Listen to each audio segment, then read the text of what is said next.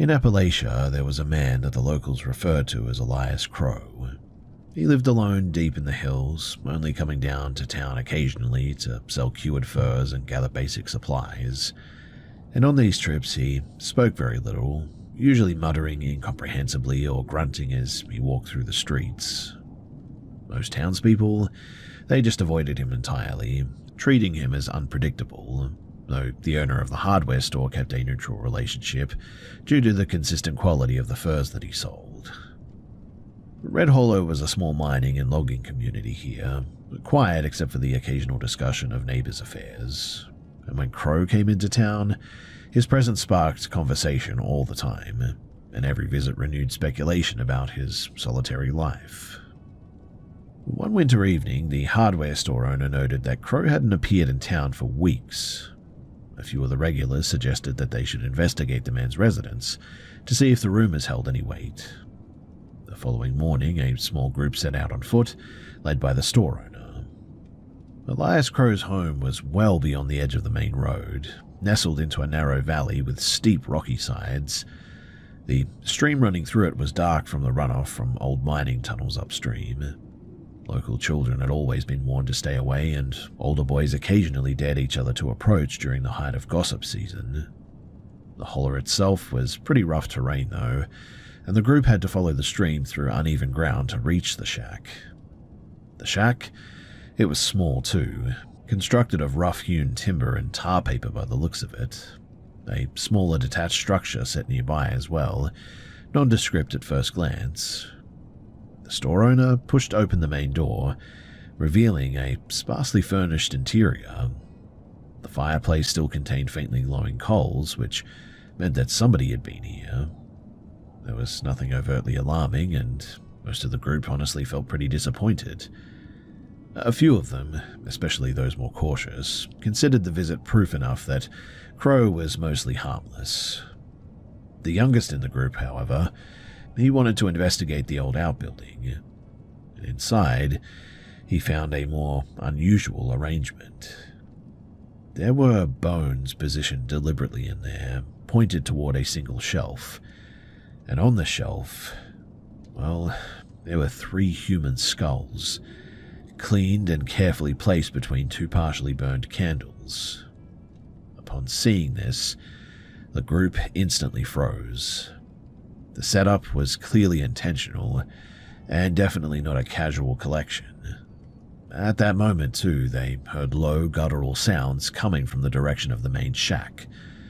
The group debated whether to confront Crow or to retreat, and given how familiar he was with the terrain, they unanimously chose to leave immediately.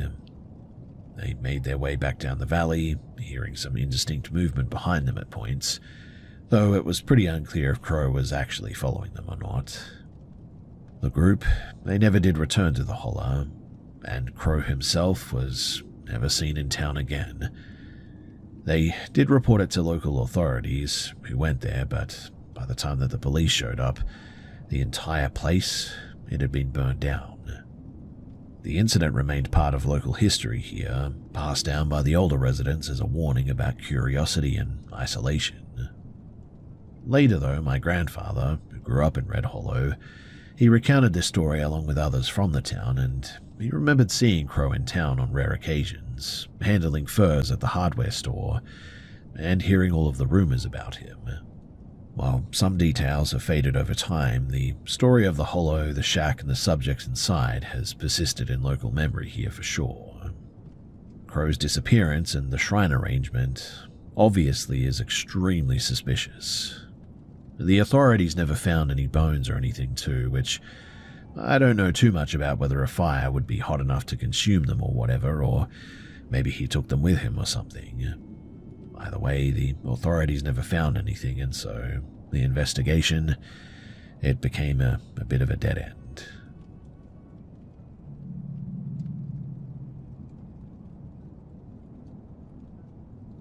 So, several days a week, I was responsible for collecting my younger brother from his school at the time. He was 8 years old, and our parents worked pretty late, and the arrangement had been routine for over a year without any issues. The area was considered pretty low risk, with minimal crime and a strong sense of community. Children, they frequently walked unoccupied here, and it was not unusual for families to leave doors unlocked during the day too.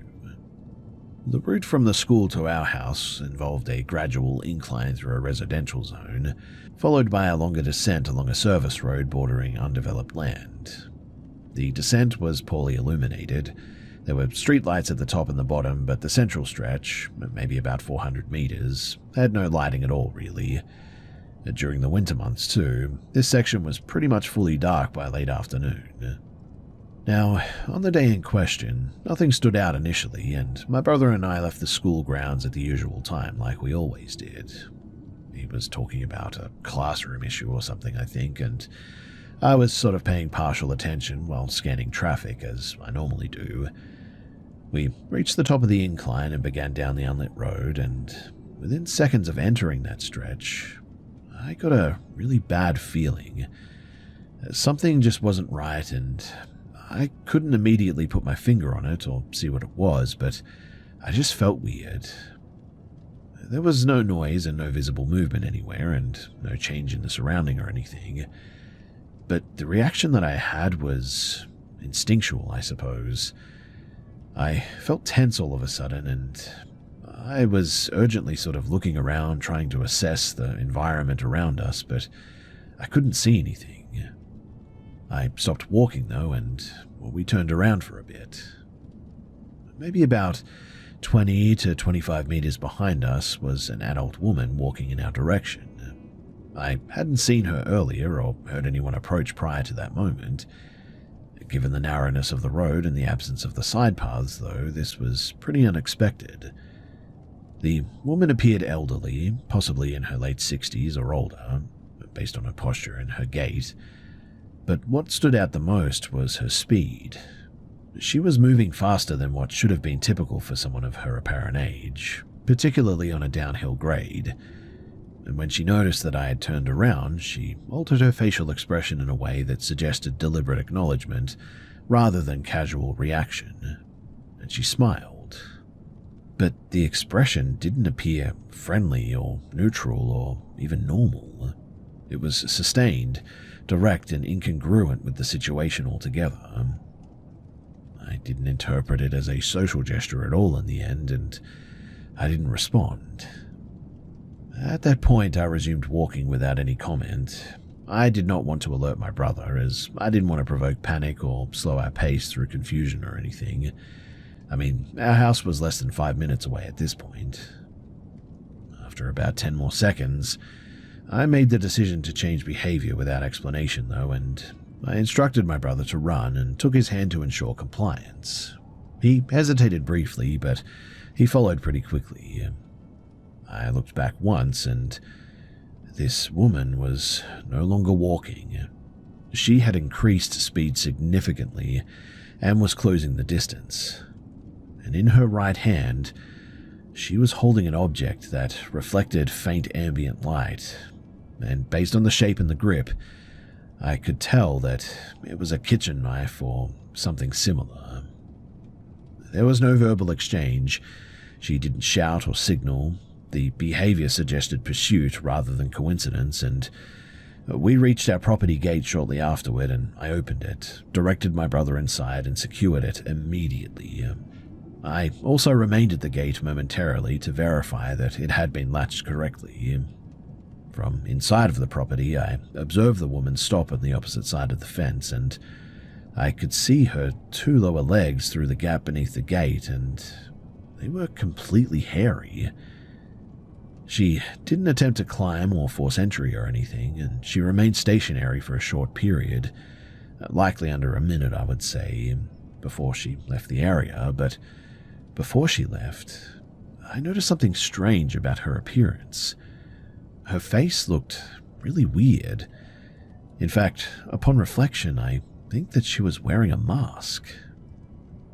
She left, and no further contact occurred, thankfully, but the incident was reported by my parents that evening, and they contacted local authorities, but no matching individual was ever identified, and no similar reports were shared with us afterward. We altered our routine permanently after that, though, and I no longer walked that route alone with my brother anymore, too. Thankfully, we got away that day, but sometimes I look back on that moment and I think, what if she had caught up to us? What would she have done? And was she even a she?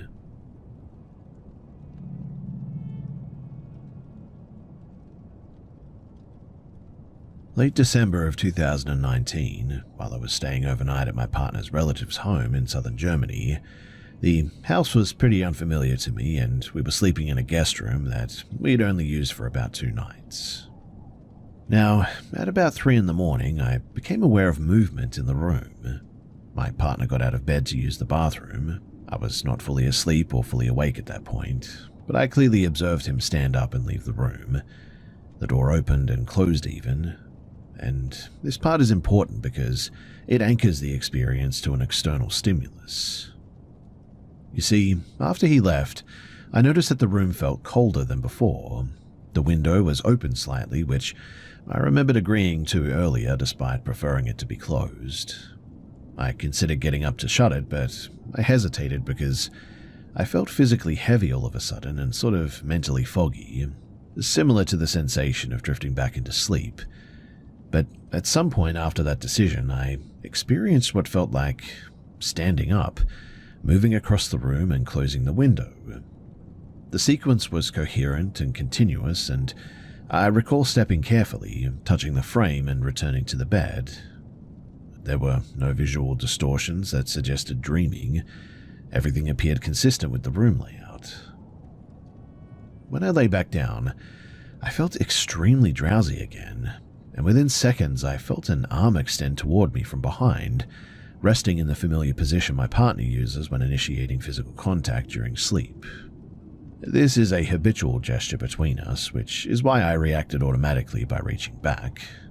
While touching the arm, I became aware of a contradiction, though. You see, my partner should still have been in the bathroom, and that realization triggered an immediate stress response. I sat upright quickly and pulled the arm toward me to identify its source.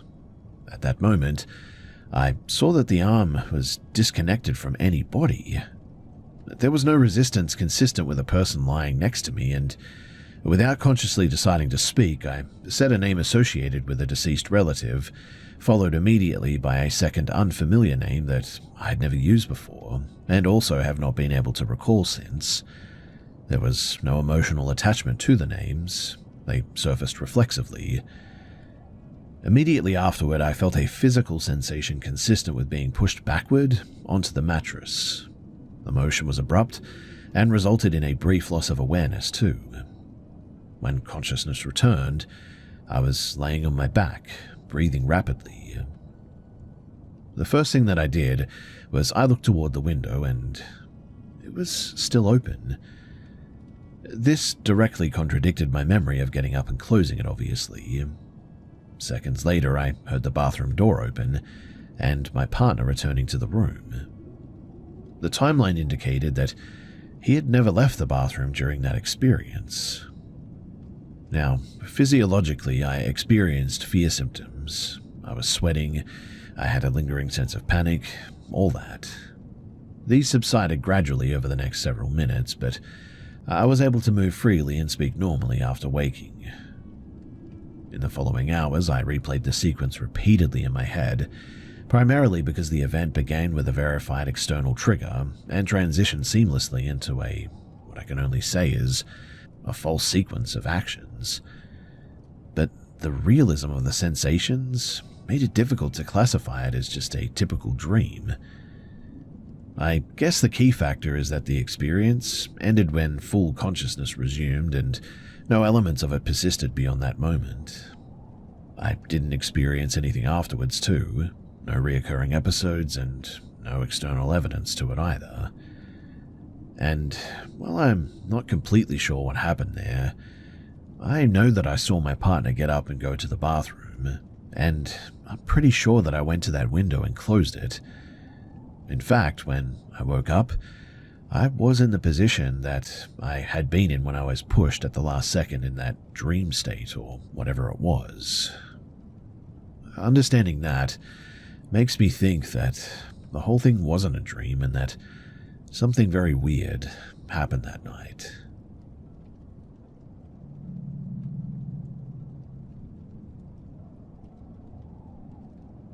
This happened when I was in year 4, living with my family on the outskirts of Brasov, Romania. The area was semi-rural, with dense forested land extending up to the edge of residential zones and public infrastructure. My primary school sat at the boundary between developed land and some unmanaged woodland. The campus was enclosed by a chain-link fence with a locked service gate on the rear side. Beyond the fence, there was a narrow maintenance strip, followed by open grassland and then uninterrupted forest. The students, they were explicitly prohibited from approaching the fence after 2 prior incidences involving children leaving school grounds during recess. Those incidents too occurred the year before I enrolled. The 2 boys from an older class, they climbed the fence and entered the tree line. The teachers noticed within minutes, thankfully, but locating them took longer than expected. When they were brought back, one of the boys showed visible signs of distress, though. He didn't describe what had happened and transferred schools shortly afterward. After that, though, recess supervision increased and access to the field adjacent to the woods was revoked entirely. Despite the restrictions, though, the wooded area remained within sight and hearing distance of the schoolyard. On certain days, ambient noise would drop suddenly as well, and during these intervals, sounds carried unusually well. Students and staff occasionally reported hearing low mechanical noises resembling engines, despite no nearby industrial sites. Other times, the sounds resembled footsteps moving through the undergrowth. No animals were ever observed at those moments, though, and no maintenance activity was scheduled during those school hours. But because both of my parents worked late, I attended the after-school supervision program several days a week there. Staffing during those hours was pretty minimal, to be honest, typically overseen by university students training as educators, really. When weather allowed, we were taken to the older sports court on the opposite side of the campus, farther from the tree line. I never participated in group games, and usually I just remained seated near the edge of the court. But on one occasion in the early autumn, while facing the wooded boundary, I experienced what I can only describe as a brief episode of tinnitus, accompanied by just a sensation of pressure or something. At the same time, I observed the perimeter fence vibrating in a sort of localized section. There was no wind that day, and nobody was near the fence. When I turned away, the vibration ceased. But moments later, the supervisor called everyone inside due to a head count discrepancy, and a separate incident occurred later that term during an extended recess period. Staffing was reduced to a single teacher, and one student, a girl from my class, was unaccounted for during a routine roll call. The class searched all standard areas, bathrooms, classrooms, the gym. The woods were not checked due to policy, but maybe about 15 minutes later, the student was found seated near a side entrance that had been checked multiple times already. She claimed that she hadn't moved, and upon being located, she began crying and was unable to explain where she had been. Later, she attributed her reaction to an argument with another student, though no one present recalled a conflict severe enough to justify her response. At the time, these events were treated as just sort of unrelated, but in hindsight, they share common situational factors: limited supervision, transitional periods, environments that encourage misinterpretation of sensory experiences. The children lingering near restricted areas too were likely responding to curiosity amplified by the prior warnings and the rumors that were going around. Thankfully, nothing else happened after that, but while the experiences were pretty unsettling at the time, particularly for us kids, we got over it for the most part, and like I said, nothing ever really happened again. But the memories of that moment, they remain very vivid for me because they occurred during my formative years and were reinforced by a lot of uncertainty around it. and mostly because no one could really explain what had happened to that little girl.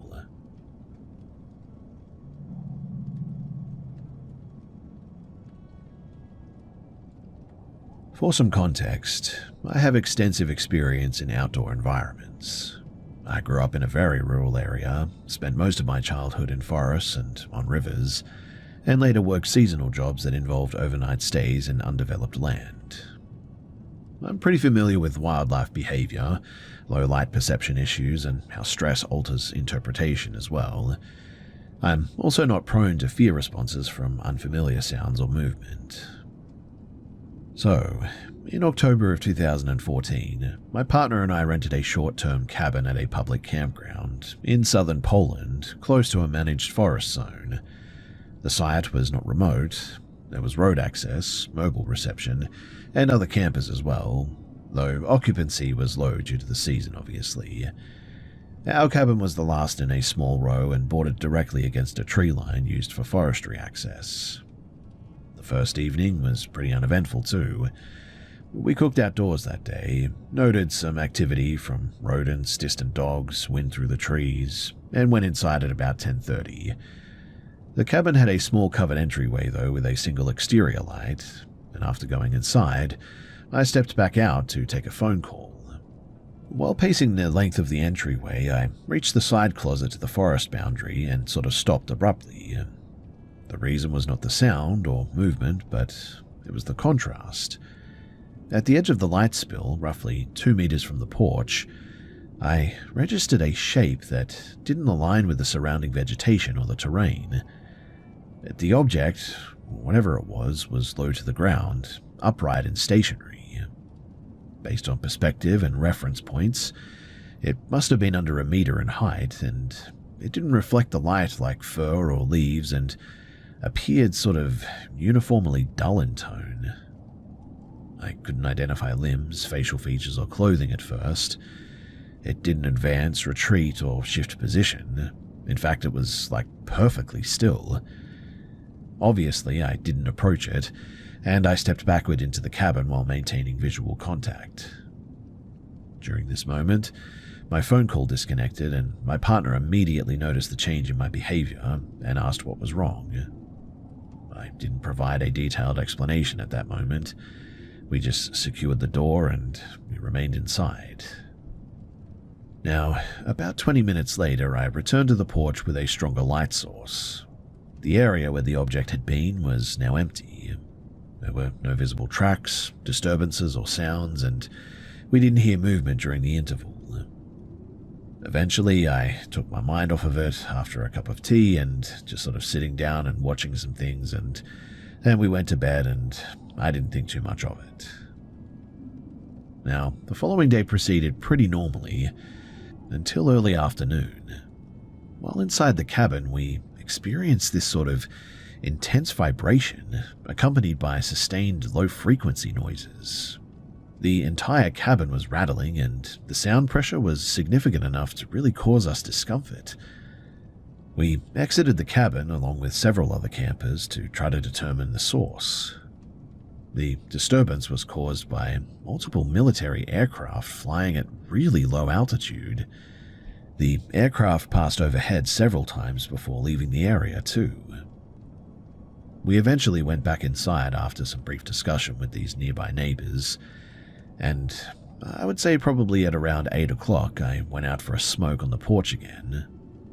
And as I was sitting there, the entire night just sort of went completely still. What I mean is that there was no wind, there was no sound of any animals around, the rustling of leaves just completely left. It was almost like I was suddenly in a vacuum, without any sound whatsoever. It was really weird, and obviously at the time I was sort of weirded out by it, and so I got up and started heading back inside. But when I did, I could have sworn that I saw a face behind one of the trees in the nearby forest there, almost exactly where I saw whatever it was the day before. Now, I don't want to sound crazy, but genuinely, the best way to describe this face was like one of those little grey aliens that you see in films and online all the time. I only saw it for a brief moment, and man did it move quickly, but upon seeing it, I didn't waste any time and I immediately went back inside. Nothing happened that night as far as I know of, and we departed the campground shortly afterward. My partner didn't want to, but I was way too scared at this point to stick around, and so we ended up leaving in the end.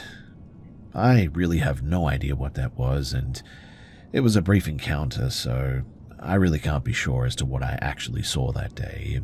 And so I try not to interpret it as like aliens or anything, but still, for as long as I live, I will never, ever forget that face behind that tree that night.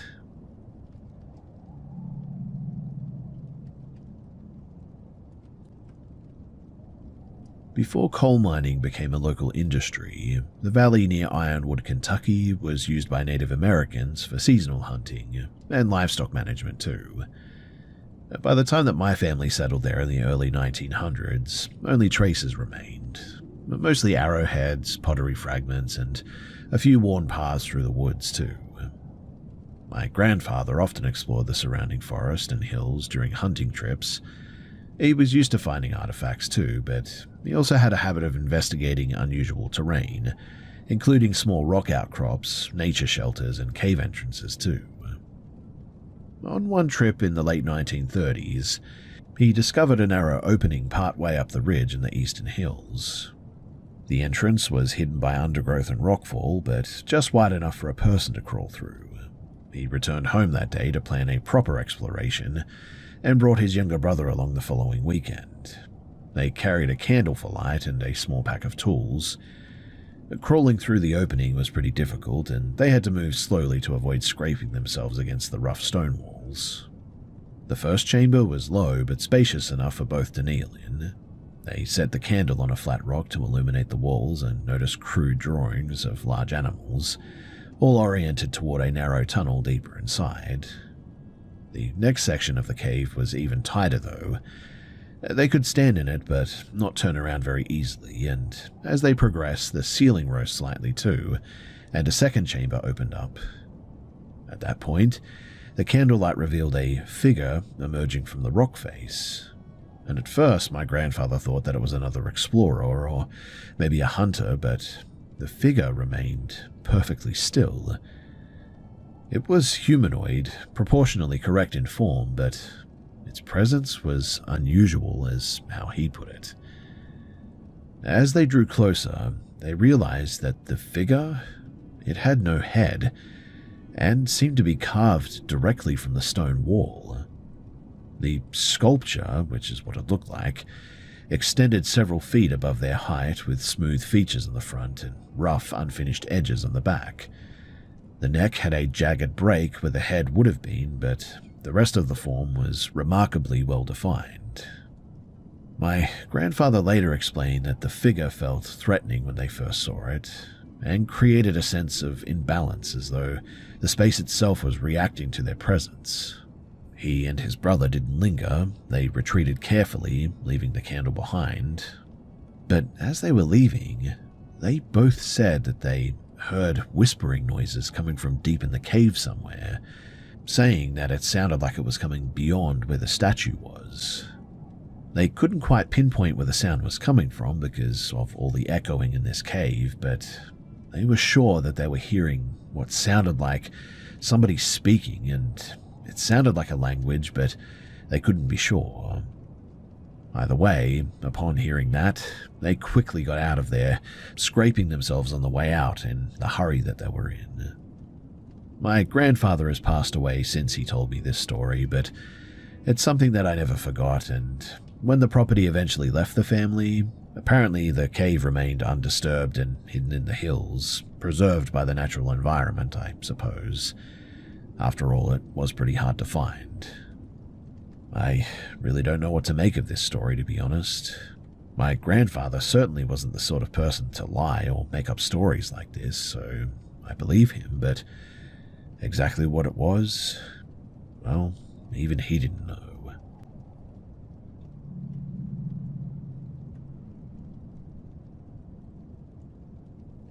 So I keep a field log for solo rides and hikes, mostly to track routes, weather, and changes in the terrain here. This entry was from early January of 2024, during a winter survey ride. The area that I was in sits between farmland and a motorway corridor, with long-abandoned logging tracks and unmanaged woodland. Conditions that day were pretty unusually cold for the region. Overnight temperatures were well below freezing, in fact, which eliminated the persistent mud that had made the area pretty difficult to navigate, well, in previous weeks anyway. Visibility was clear despite a reoccurring fog pattern in the valley below.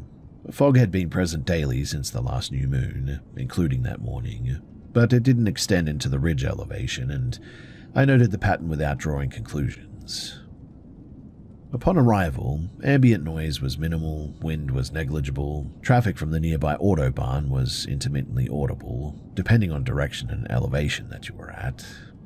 Wildlife activity? It appeared low that day, which was consistent with the temperature in that time of year. I stopped first at an open meadow where I had previously documented several small wooden structures constructed from small branches. They were sort of loosely stacked, resembling makeshift shelters or marker piles maybe, rather than permanent structures. But on initial inspection I thought that one had been altered, but a later photo comparison showed no measurable change.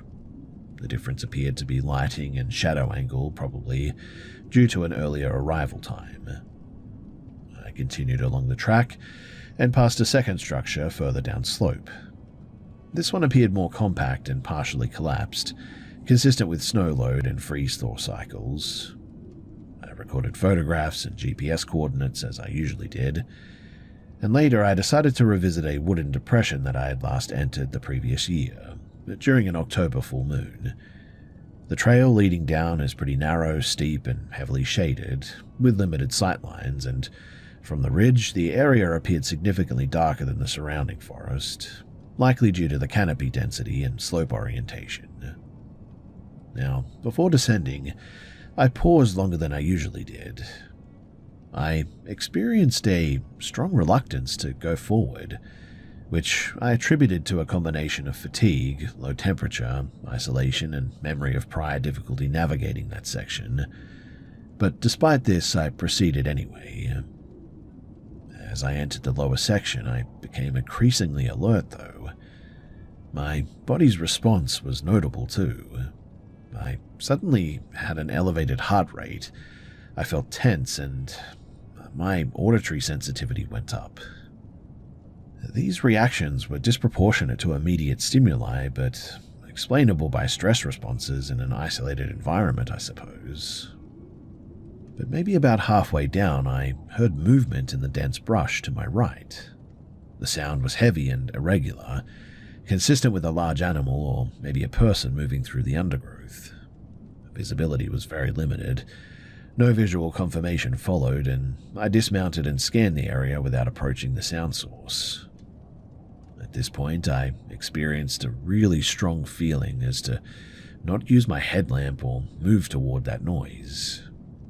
This was a conscious decision, based on the risk assessment rather than fear, I suppose. In low visibility terrain like this, illuminating oneself can reduce situational awareness rather than improve it. So I remained stationary for several minutes, and during that time I noticed displaced leaves and branches further down slope, suggesting recent movement, though direction and cause were pretty unclear. There was no vocalizations, shadows, or follow-up sounds after that. I chose to stop and eat, partly to regulate stress and also partly to avoid rushing a decision. I sat on a nearby tree stump and ate the food that I had packed. I also poured a small amount of alcohol onto the ground, not as a ritual, but because the flask had leaked slightly and I chose not to carry excess liquid back uphill. Following this pause, though, my body's response seemed to normalize. The environment didn't change, but I guess my perception must have, but after that, there were no further sounds. I completed the additional documentation, and then I began to exit the area. And I must have been about maybe halfway up the track when I turned around to take one last glance at the area. when I did, I saw the strangest thing. There was this completely white creature that looked so thin that it was almost just bone. It was standing off to the right near some bushes and some trees, but I only saw it for a brief moment before I just took off running because whatever the heck that was, it was not normal. I'll try to describe it briefly as I got a pretty good look at it, but I didn't see it for too long. So it was completely emaciated, completely white as white paper in fact. It had a sort of boxy look to it, or rectangular in shape, elongated arms down to its knees, and it had these large black eyes that sort of looked like they were almost popping out of its head. I would also say that it was probably about 7 feet tall from what I could see, and it moved very quickly, and I only caught a glimpse of it before it just disappeared. On the return route, I scrambled back, and I was huffing and puffing, but I also noticed that the ambient noise, it resumed gradually. The wind picked up slightly, distant traffic became more consistent, and after that there was nothing else that really happened. This experience reinforced for me that we really don't know what's out there just yet, at least not completely. I won't be returning to that area because whatever that was, it looked dangerous and I won't be taking my chances, that's for sure. But I do have the area marked out on my GPS locations, and so I guess if somebody else wants to go and visit it at some stage, I could give them the coordinates to go and take a look.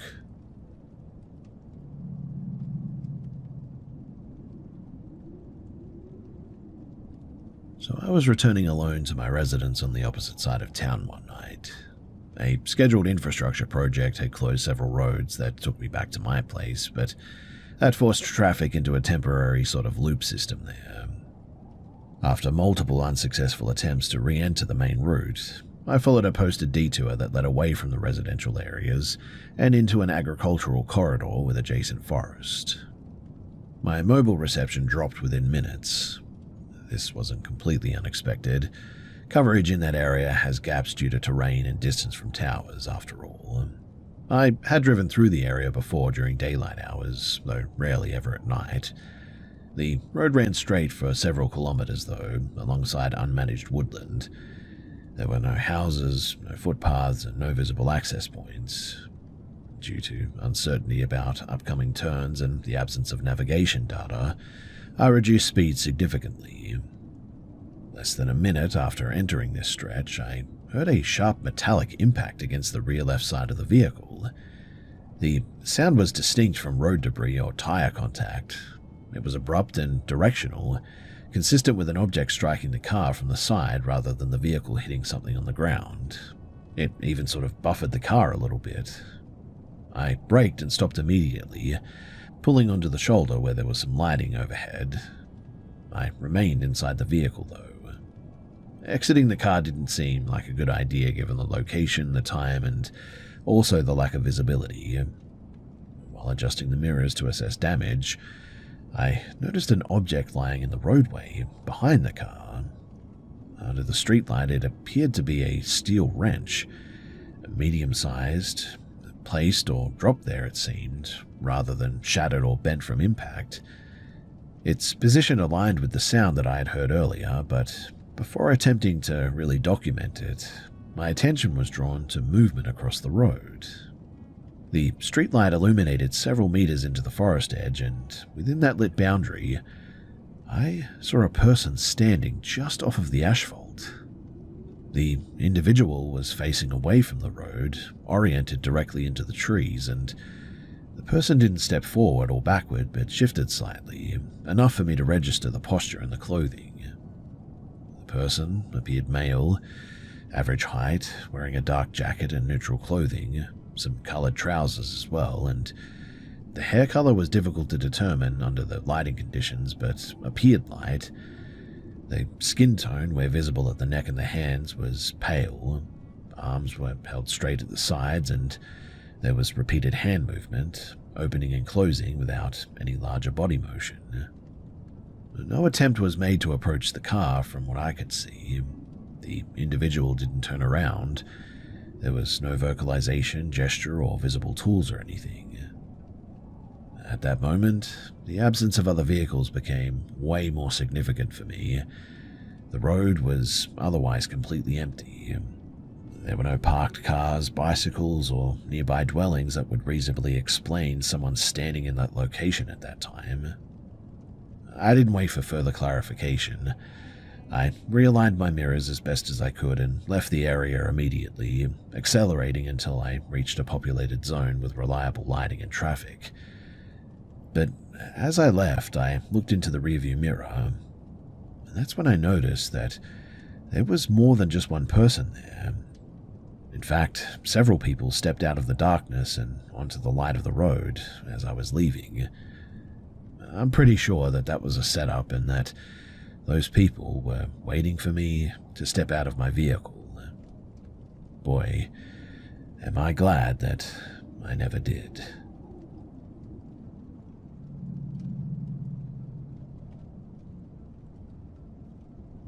By the time that this situation stopped developing, it had been ongoing for close to 18 months, though the most disruptive incidents were concentrated within the first year.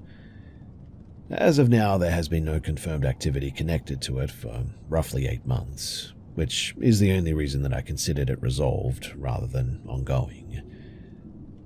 So, in early 2023, I was living in a rental property in suburban eastern Colorado, just outside of a mid-sized city. I was 21 years old, sharing the house with a close friend of the same age.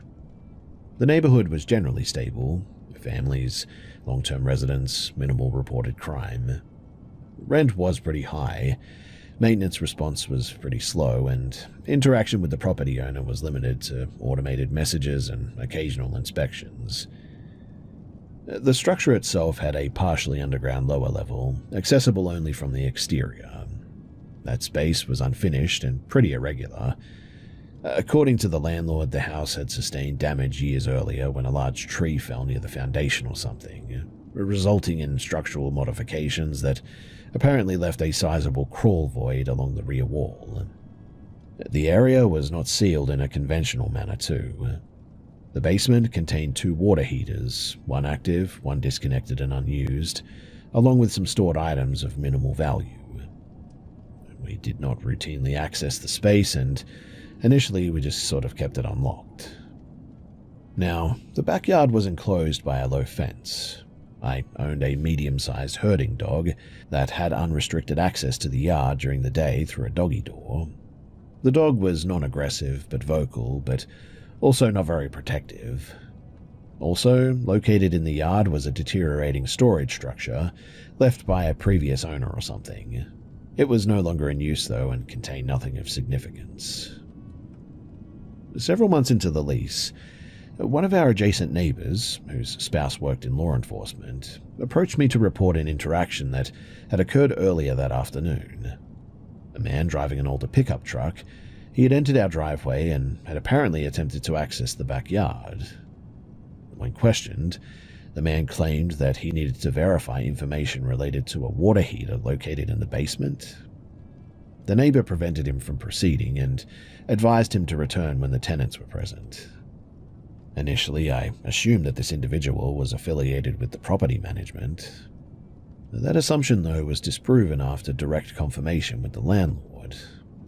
Further discussion revealed that the individual was the previous owner of the property who had sold the house several years earlier. Contact attempts between the landlord and also the former owner were pretty unsuccessful. No explanation was provided, and the matter appeared dormant for several days. But that all changed when, during a work break, I received a notification from my doorbell camera.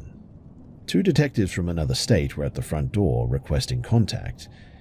They were attempting to locate the former owner in connection with outstanding warrants related to firearms theft and controlled substances or something.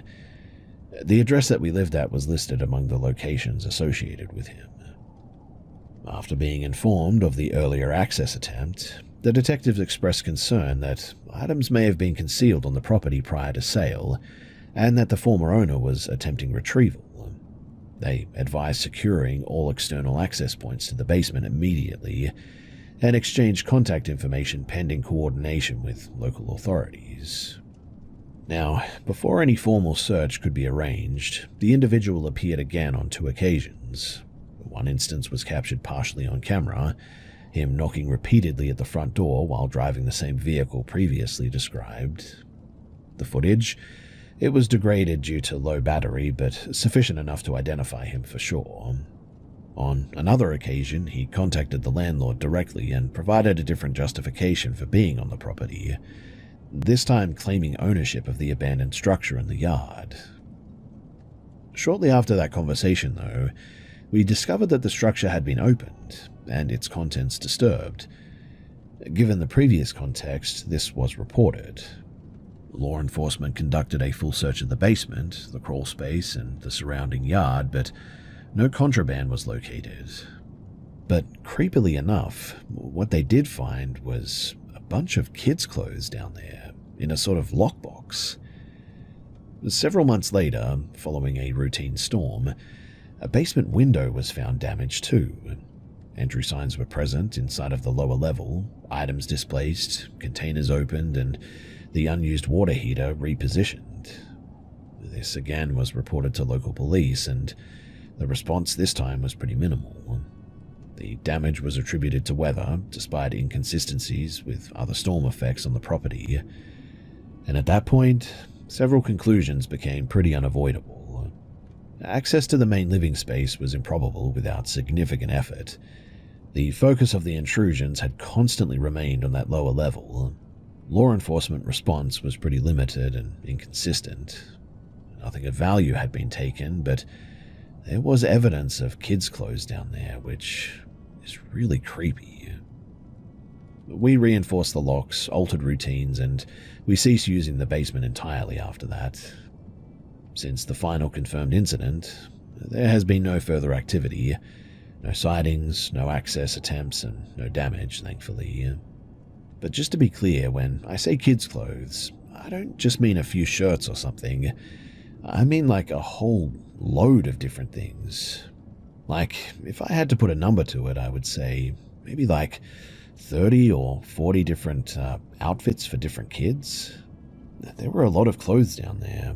Some of them looked older than others, and I didn't touch them, and the police took them, so I don't know what happened to them, but again, if the police took them, that suggests something weird, right? In practical terms, the situation ended not because it was resolved through intervention or anything, but because the individual either recovered what he believed that he needed, or determined that it was just no longer accessible and maybe not worth the risk. The outcome for us was definitely not satisfying, but thankfully it was stable, and eventually we moved out, and we never heard anything after that.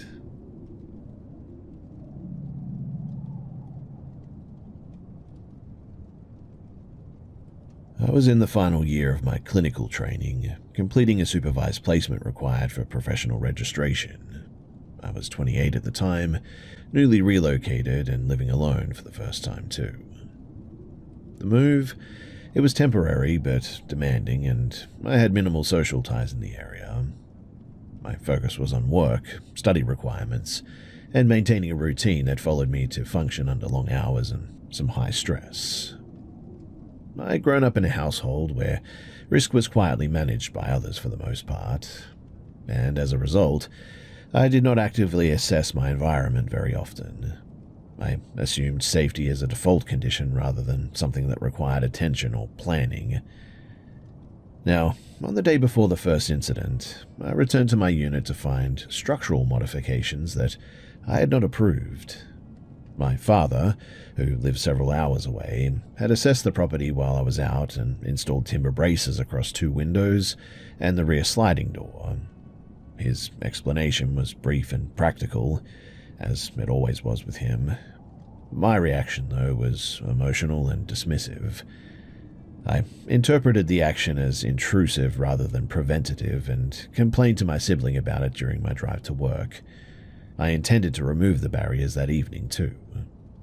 That plan was eventually delayed due to exhaustion and some poor judgment. But at approximately 3:40 in the morning, I was woken by repeated impacts against the bedroom window. The noise was not consistent with any environmental causes. It was rhythmic, forceful, and very close too. When I oriented toward the sound, I observed movement outside of the glass. 2 individuals were attempting to push the window inward. The window itself, it was poorly secured and would not have resisted sustained pressure. The only obstruction was the timber beam fixed across the interior frame, and because of that, the opening widened only partially. One person managed to force a lower limb through the gap, while the rest of his body remained outside. The second individual continued applying pressure from behind. Both were speaking loudly, and the statements were directed inward and explicitly threatening. I was unable to respond or move for several seconds, which I later understood as an acute stress response rather than indecision. Once I sort of regained partial control, I retreated into an interior space and contacted my partner. I didn't call emergency services directly. This was not a reasoned decision. It was avoidance driven by shock, really. My partner recognized the situation immediately, though, due to the background noise, and contacted authorities on my behalf while remaining on the line with me. The attempt, though, ended abruptly when the individuals abandoned the effort and left the area. Police arrived shortly afterward, and a report was taken. Officers were direct in explaining that without identification or apprehension, follow-up options were pretty limited.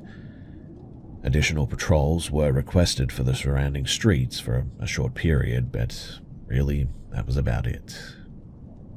I did not remain alone in the unit for several weeks afterward.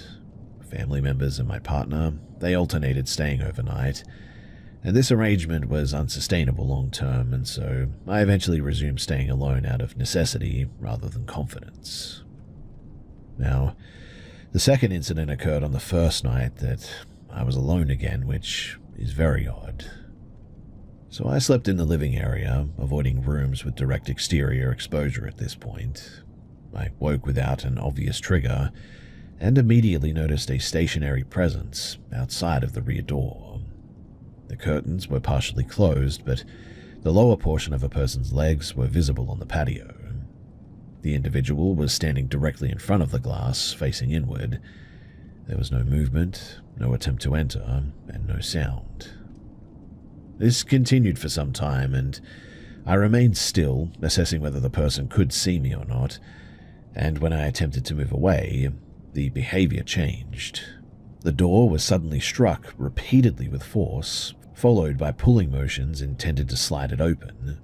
The effort failed, though, due to a fixed wooden brace that was installed earlier across the interior track.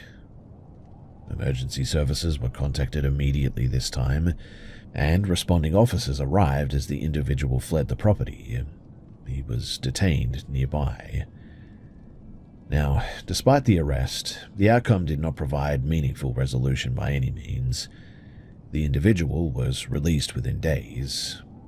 I was advised that long-term protection or prosecution was unlikely without additional evidence. My priority shifted then from accountability to removal from the situation altogether. I eventually negotiated early termination of my lease and relocated to a secure apartment complex to complete the remainder of my placement. Now, I'm pretty sure that I was being targeted by whoever these people were, and I am genuinely so glad that my father came over when he did and secured the place, because without it, I shudder to think what might have happened.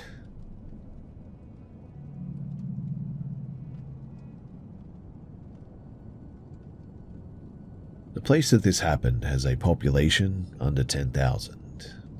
The town, it functioned almost entirely around a short commercial strip, 2 bars, a late-closing takeaway, a pharmacy, and a small transit shelter that serviced buses during the day only. After 9 p.m., public transport ceased here, and foot traffic dropped to pretty much zero. Now, my route home from work followed this strip for several minutes before transitioning into residential streets. The total walk, it was under 10 minutes, and I had done it alone many times without any incidents, and had come to treat it as routine rather than something requiring active attention. The date, it was January 1st, early morning, and I had finished a late shift at a bar due to holiday trading hours. After closing, several staff members remained inside briefly for drinks while cleaning wrapped up, and by the time that I prepared to leave, it must have been around 2:45 in the morning. A colleague offered to walk with me, another suggested driving me part of the way, and I declined both in the end. My decision was based on impatience, not risk assessment, and so I left alone. The streets were empty that night. All nearby buses were closed, the lights were off, doors secured, and I walked without music and was smoking a bit, which was typical for me after work. Nothing unusual occurred until I approached the transit shelter beside one of the closed shops. A man was seated on the bench inside of the shelter, and this stood out only because of the time, really. The shelter was unlit, unused overnight, and positioned slightly back from the road, and as I drew closer, I recognized him as someone that I had served earlier in the evening. I didn't know his name, and I had no prior interaction with him beyond standard customer service, but I did recognize him. He was manipulating something in his hands, and as I passed, I noticed that he was inhaling a substance from a metal object. He looked up and addressed me directly, asking if I had a lighter on me. Because I was already smoking, I stopped without thinking. He stood as I reached into my bag. My intention was to hand him a lighter and continue walking immediately, but instead he asked for a cigarette too. I told him that I didn't have another one. During this exchange, he moved closer than was really appropriate. I suddenly became aware of just how isolated this location was. There were no vehicles and no open buildings and no visible residents for several hundred meters. I attempted to end the interaction verbally and physically by turning away, and he told me to wait. At that point, his tone changed. There was no raised voice, but the content shifted abruptly. He stated that he had been agitated all night and that he had been looking for someone to take it out on, apparently. He followed this with a remark that I should not be alone at this hour. This was not framed as advice, mind you, it was more observational, I would say. I didn't respond immediately. Instead, I scanned the area and saw nothing that would interrupt or deter him. So I lied and told him someone was expecting me nearby. I named a boyfriend who was not present and implied proximity rather than location. He reacted with visible disbelief and said that he would walk with me to meet this person. I refused repeatedly, but he positioned himself behind and slightly to the side of me as I resumed walking. He spoke continuously, alternating between statements about being misunderstood and assurances that he was not a danger to me specifically. His proximity never changed, mind you. I didn't attempt to run. The streets were narrow and poorly lit, and I believed sudden movement would escalate the situation. So instead, I took out my phone under the pretext of checking messages and typed a short warning into a shared work chat. My battery level was critically low, unfortunately, and so I chose not to make a call because he was monitoring my movements closely and commented when I stopped listening to him. When we turned onto my street, his behavior shifted again. The language became explicitly sexual. He referenced my age, my appearance, and my supposed relationship. I didn't respond. I increased my walking speed incrementally. At this point, I realized allowing him to follow me to my actual address would create a long-term risk, even if nothing happened immediately. So, I selected a house with a visible interior light and opened the front gate without hesitation. I announced that this was my home and closed the gate between us. I approached the door and pretended to unlock it. I did not look back until I heard his footsteps retreat. Once he was no longer visible, I exited the gate and I just ran. But he noticed and followed for a short distance, but didn't close the gap. I reached my house seconds later, and I was unable to enter because the internal lock was engaged, but my phone powered off while I was attempting to use it, and I knocked forcefully until my father finally answered.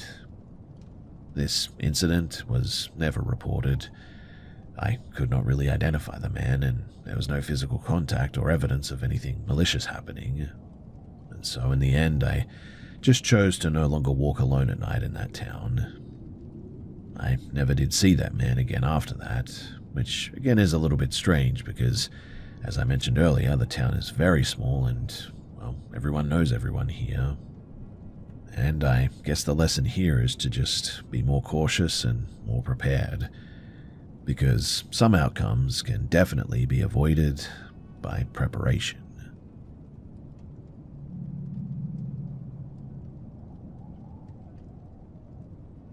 This occurred during a temporary stay in northern Argentina, in a semi-rural municipality outside of a regional hub.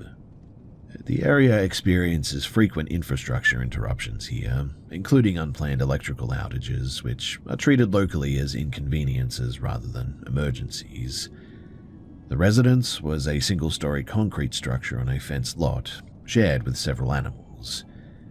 At the time, 3 people lived there: myself, my younger sibling, and our mother.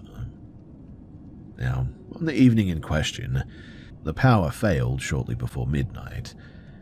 This was not unexpected, and no attempt was made to restore it.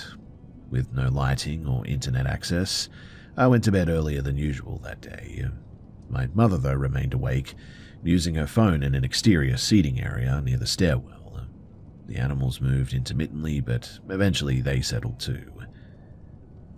During this period, my mother was on a voice call with an individual that she knew casually through local contacts. At one point, he asked whether she was alone, and she answered affirmatively. Later, she stated that she interpreted the question narrowly and did not consider that it might be understood as confirmation that nobody else was present in the home. After ending the call, she secured the lower level, completed household tasks, and she eventually joined us in the shared sleeping area. All occupants were in the same room due to space constraints, and there were no exterior lights, no mechanical noises, and no active appliances due to the outage. Now, sometime around 1:30 in the morning, I woke to a repetitive sound consistent with deliberate knocking. This was followed by a short whistling pattern, and before I could react, my mother spoke quietly and instructed us not to move or to respond, and we complied. Movement was restricted intentionally, and the sleeping surface beneath me, it was suspended and produced audible noise with minimal motion. Any repositioning would have been detectable pretty quickly. The temperature was pretty hot that night, due to a lack of ventilation as well, but nobody moved. Over the next several minutes, the person outside moved across the property, and he attempted to get our attention at multiple points: a side entrance, the primary door, and a front-facing window. The sound suggested controlled handling of fixtures, consistent with someone attempting to test access while minimizing noise, and at one point, pressure was applied to the window frame, though no forced entry occurred. After a period of inactivity, the footsteps seemed to recede and no vehicles were heard, and so the property returned to silence. The response inside of the house was pretty diverged. My sibling and I remained awake, monitoring for further sounds. Our mother resumed sleeping within a short time, and when questioned later that night, she dismissed the event as likely animal-related, despite the absence of any barking or movement consistent with that explanation at all. But the following day, she disclosed additional information. The individual who had attempted to access the house, it was the same person who had contacted her earlier and asked whether she was alone or not. She acknowledged that the timing and the behavior indicated intent rather than coincidence. Her stated plan was to verbally warn him against returning and escalate only if the behavior repeated. AKA, she didn't really do anything.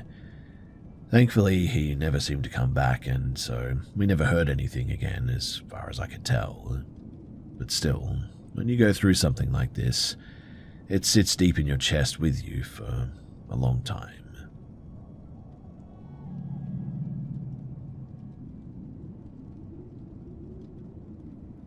This took place during a late evening stop in central Pennsylvania, in a rural location located roughly 40 minutes from a mid-sized city. The town has very limited commercial activity and very few people around after sunset. I was roughly about 26 years old at the time, and I wear a headscarf for religious reasons, which is pretty uncommon in that area, though this was not something that I initially considered as relevant. Anyway, I arrived shortly after 7 p.m. with my partner. We planned to share the drive, but intended to separate tasks in town. While he was handling some errands elsewhere, I chose to wait inside of a 24-hour diner near the highway. The establishment had a counter, several booths, and a large window facing the parking lot. I ordered a drink and occupied the same booth for about an hour, writing intermittently and checking my phone. The diner was sparsely populated. Staff remained behind the counter for the most part, and no other customers stayed for extended periods like I was. At some point during my stay, though, a vehicle parked directly outside of the window, adjacent to my booth. The engine remained running, and the headlights were on and oriented toward the glass. Initially, I didn't think much of it, assuming that it belonged to a staff member or somebody waiting for somebody else briefly. Several minutes later, though, the headlights brightened momentarily, and I sort of looked up, thinking that my partner had returned early. The vehicle was unfamiliar, though, so I resumed what I was doing, and I didn't move locations. In hindsight, the light changing appeared intentional rather than incidental, I think. Later, though, I noticed a man standing near the counter without interacting with any of the staff there. He was positioned in a place that allowed him to face both the dining area and the entrance. I didn't observe him ordering food or collecting anything, but when I looked up directly, he was focused on me. The attention was sustained and unbroken. There was no visible expression, but the posture and the eye contact suggested scrutiny rather than curiosity, I would guess. After a short interval, though, he repositioned himself closer to the entrance, partially obstructed by a divider wall. From that angle, he could still observe my booth using peripheral positioning, also while remaining closer to the doors in the parking lot. And it was at this point that I became aware of his movements without fully turning toward him. When I began gathering my belongings, he moved into the small entry space between the interior and exterior doors. I paused and checked my phone rather than standing immediately, and he remained there, oriented toward the exit, but tracking my movement with his head rather than his body. At that point, I chose not to leave. I walked instead toward the restrooms at the back of the building. As I changed direction, he turned enough to confirm that he was watching where I was going. I stayed inside of the restroom longer than necessary and waited for a message from my partner confirming that he had arrived. When I exited, the man had returned inside and was standing near the entrance again, facing outward. I passed him without engaging, and I moved through the entryway. He didn't step aside fully, though, leaving limited clearance, but did not physically block me. His attention remained fixed as I exited. Outside, the same vehicle remained parked near the door, and I walked past it and entered my partner's car, which was parked one space away. I opened both front and rear doors briefly while settling my belongings. And throughout this, the man stood near his vehicle and continued watching me like a hawk. As we left the lot and merged onto the highway, I looked back and saw him still facing the road. Shortly after, a vehicle pulled in closely behind us and maintained that distance longer than would be expected given open lanes. It was a dirty-looking van, and it exited the highway a short distance later. Thankfully, nothing further occurred and there was no direct confrontation. No words were exchanged, in fact, and no laws were broken in a way that could be reported clearly or conclusively, so really, that was that. And although the situation ended without any harm and without any consequences, I cannot shake the feeling that I was targeted that day. And maybe it was because I looked a little different in town and because I wear a headscarf or something. I'm not really sure, but it was strange, and I definitely did not feel safe in that moment. And they were planning something.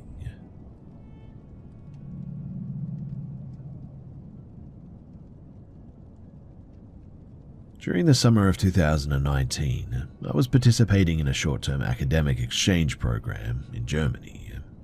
I was 18 years old and living in student housing arranged through the program. This was my first time residing outside of my home country without family supervision. The city had a reputation for strong public infrastructure and low rates of violent crime here, which influenced my assessment of personal risk at the time. One evening, after attending a late seminar, I boarded a regional S-Bahn line to return to my accommodation. It was about 9:45 in the afternoon, and the train was moderately full, with commuters and students seated throughout the carriage. I had been on my feet most of the day and was physically fatigued. I took a seat near the center of the car and placed my bag on my lap. While waiting on the platform, I had noticed a middle-aged man standing several meters away who appeared to be watching me. This didn't immediately register as unusual. As a non-local student, I was pretty accustomed to occasional attention at the very least, especially due to differences in accent and appearance. Once inside of the train, though, I saw him enter through the same carriage but sit on the opposite side. Over the next several stops, I became aware that he was periodically looking in my direction. There was no attempt at conversation or visible signaling. I dismissed it and focused on my phone. At some point during the ride, though, likely after passing a transfer station, I fell asleep unintentionally.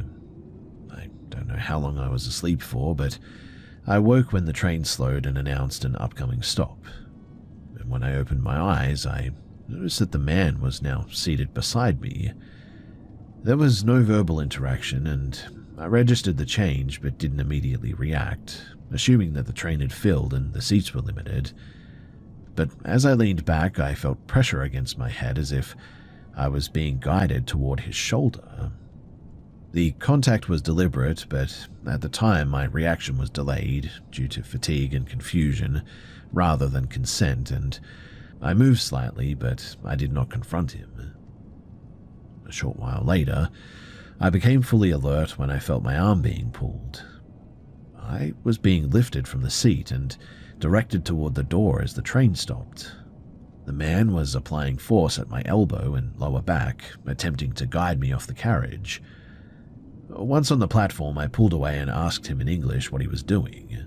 He responded in broken English that he knew me and that I had missed my stop. He stated that he would help me to get home, and this was very untrue. I told him clearly that I didn't know him and that he needed to leave me alone.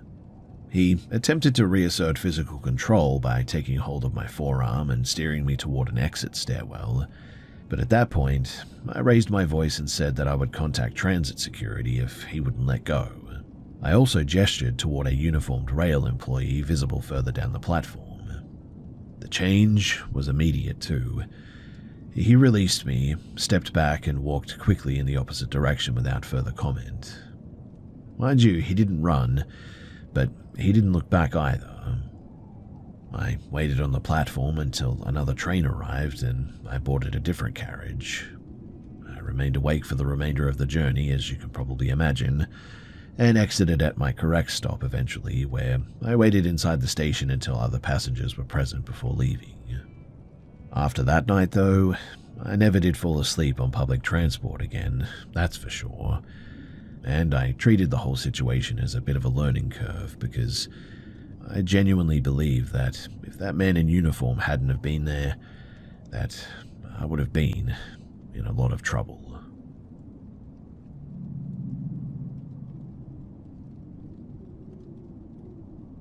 I was 18 years old and had recently finished secondary school. The campus housing was intended for first-year students coming from outside of the region, and it was my first experience living without daily family oversight. The decision had been debated extensively at home too, but it was ultimately approved on the condition that I remained focused on academics and maintained regular contact. The apartment complex was functional rather than social. Each floor had a shared kitchen, laundry room, and study area. Most residents kept to themselves too, and I settled in pretty quickly, learned the public transport routes, and established a routine between classes, part-time work, and study sessions. I also became close with a student named Lenka, who lived 2 floors above me. Several weeks after the semester began, a new tenant moved into the unit across the corridor from mine. I didn't initially register his presence too, beyond noticing that the hallway was busier during evenings. My first direct interaction with him too occurred in the shared kitchen when he introduced himself as Marek. The exchange was brief and pretty neutral. Over the next month too, Marek began appearing repeatedly during times that coincided with my schedule. He would enter the kitchen shortly after I arrived, or wait near the elevator when I left for class, or sit in the study area without using the facilities. At first I assumed that this was coincidence, caused by similar academic timetables. The first indication that this behavior was not incidental occurred when I received an unsigned note placed inside of my mailbox. It referenced my clothing and stated that I stood out more than I realized. There was no threat or request attached or anything, so I discarded it without reporting it. Shortly afterward, though, Marek appeared at the cafe where I worked in the evenings. He remained there for nearly the entirety of my shift, too, without ordering any additional items. When I asked if he needed anything else, he declined and asked questions about my work hours, commute, and whether I lived alone. I redirected the conversation, and eventually I ended it pretty professionally. From that point forward, though, the encounters became more frequent and less situational. He began waiting in the hallway outside my apartment door. He would attempt physical contact, such as brief embraces or touching my arm, framed as friendliness. When I questioned his behavior, he stated that he believed that we were closer than normal neighbors. After discussing the situation with Lenka and 2 other residents, I confronted him directly in a public area of the building. I stated clearly that the contact and the frequency of the interaction were very unwelcome and that I wanted no further communication. He appeared displeased with that, but he did acknowledge the request verbally.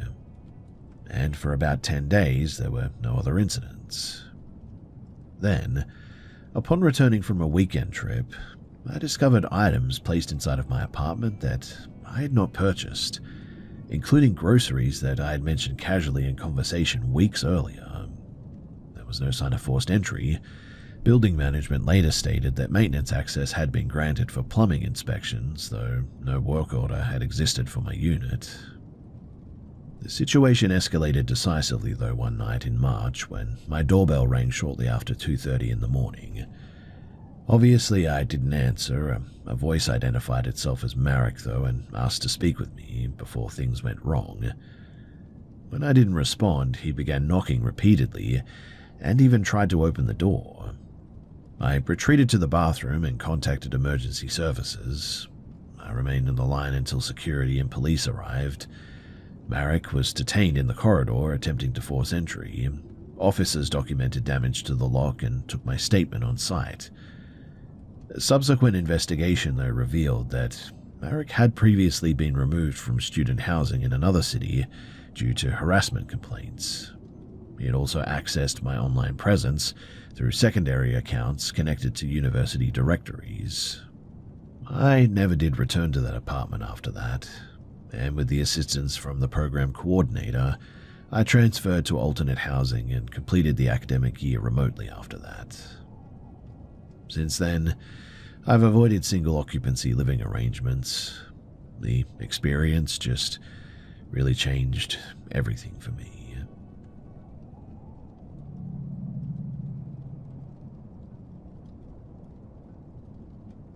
A few years back, I arranged a rideshare pickup from a commercial plaza spot on the outskirts of a town that I was at to return to a family property where I was staying temporarily. The trip usually takes between maybe 35 to 40 minutes depending on traffic, and I was familiar with at least 3 standard routes that remain on the highways for nearly the entire drive. The driver was an older man, likely in his late 50s I would say. The vehicle details matched the app, and the ride began without any immediate concerns. During the first portion of the trip, he initiated casual conversation, asking about my work, how long I was visiting for, and whether I lived locally or not. His tone was pretty neutral and not aggressive at all, and after several minutes I indicated that I was going to listen to audio and put on some earbuds, which effectively ended the interaction. Now, about 12 minutes into the ride, I noticed the vehicle diverging from the route that I was expecting. Initially, I didn't respond. Alternate paths are common due to traffic adjustments, right? And the navigation indicator still showed the trip progressing toward the destination. However, the deviation continued and the environment changed from suburban streets to sparsely developed roads with not much around. I opened the app's live map and compared it to my own navigation. The route being taken did not correspond with any suggested path anymore. The road narrowed significantly and transitioned from a maintained surface to older pavement with no markings. There were some isolated residents set far back from the road, but there were no pedestrians and there was now no passing traffic either. At this point, I removed my earbuds and began monitoring the drive more actively. The driver didn't speak and didn't acknowledge the change in the route either. The navigation indicator showed the vehicle moving away from the estimated arrival path rather than adjusting toward it. The road terminated in what appeared to be a service access spot too. And instead of turning around, the driver steered onto an unmarked gravel path branching off to the right.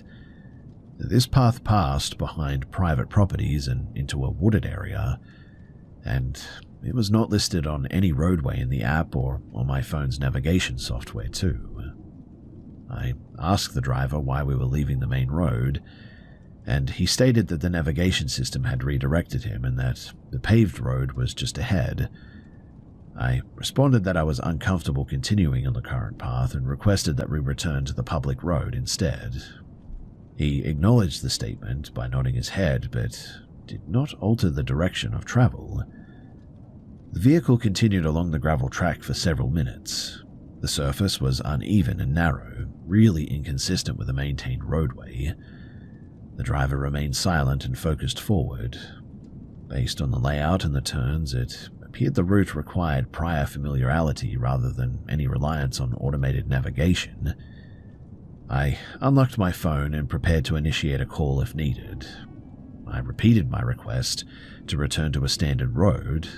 The driver again stated that we would reconnect shortly. The pathway eventually reconnected with a secondary paved road, apparently used by local traffic, and within another 2 turns, we did return to a populated route with visible vehicles and street signage. But only after this transition did the driver resume conversation, making comments about how navigation systems sometimes choose odd shortcuts, and suggesting that the route was unintended.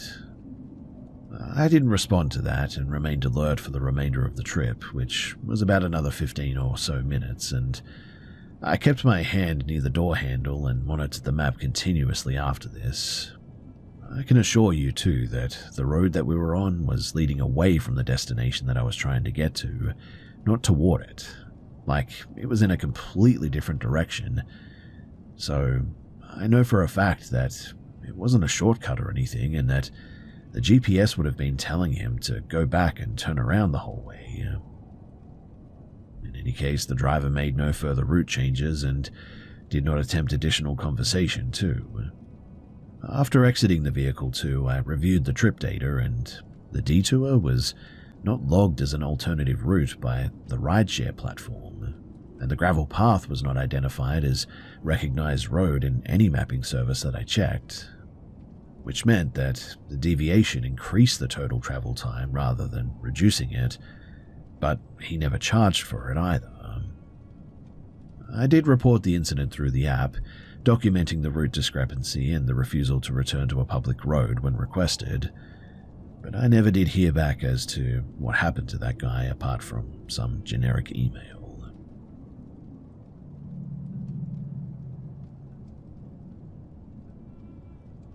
This happened during a school holiday period when I was staying at my family home in Canada. I was 14 years old at the time. The house was a single-story structure with a central living area and a short interior corridor connecting the bedrooms and a home office. Some temporary furniture adjustments had been made for seasonal decorations, which altered typical sightlines within the house at the time. But one evening, my parents and I were watching a movie together in the living room.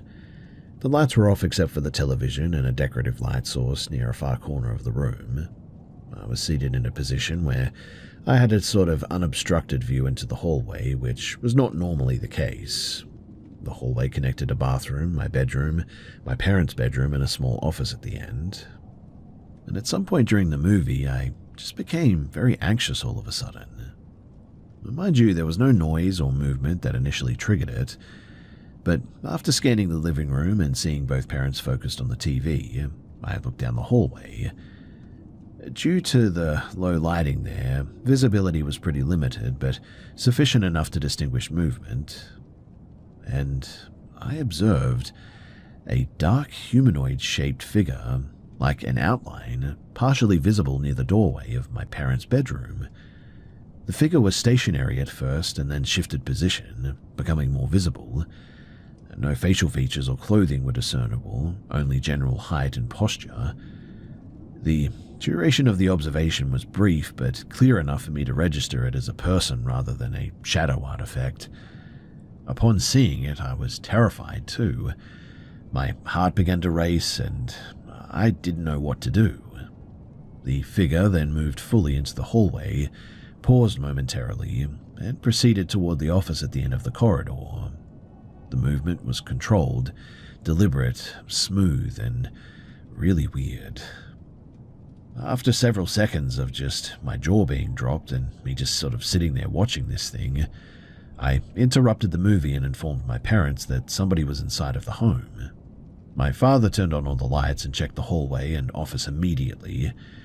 The office had no external access points and no windows, and he reported finding nothing and no signs of forced entry or disturbance or anything. No further action was taken that night. The movie resumed, though the atmosphere was definitely subdued. I didn't sleep well that night, and I remained alert for sounds in the hallway for hours. Later that night too, while in bed, I heard footsteps moving toward my room from the living area. This was not completely unusual, as my father occasionally checked in on me at night. The footsteps stopped outside of my door, and I then heard a brief tapping sound on the door, followed by a movement pacing back and forth along the hallway. The pattern continued for quite a long time without the door ever opening, and I didn't respond or investigate. The following morning, I asked my father whether he had come into my room during the night, and he said that he had not left his bedroom after going to sleep that night. And after that, there was no follow-up discussion. Now, about 2 years later, another incident occurred. I was home during the day and went to restart a laundry cycle in the basement. The basement was partially finished, with the laundry area located beyond a guest room. Lighting required that you flick a switch at the basement stairs, and while descending the stairs, I swear that I heard my name called from the direction of the laundry area. And the voice, it matched my mother's in tone and cadence. At that moment, though, I knew that my mother was upstairs in the kitchen. I sort of paused, and I didn't proceed any further because I was so confused. I verbally responded once to confirm, then heard the same voice request assistance from the laundry area. No lights were on in that part of the basement, though, and I immediately ran upstairs, closed the door, and encountered my mother moments later in the kitchen. She confirmed, too, that she had not called for me and had not been in the basement all day. After this moment, I always avoided being alone in the basement whenever possible. I never did hear voices again, but intermittent unexplained household noises were pretty common. Primarily footsteps during nighttime hours, continued sporadically over the following years. Eventually we did move, and I was really thankful for that, but years later I was having discussions with my parents about the past, and I sort of brought some of this stuff up, and they also acknowledged that at the time they heard things too. They said that they never told me because they never wanted to scare me, but that was confirmation enough for me to know that there was something weird going on in that house, and I really don't know how to explain it.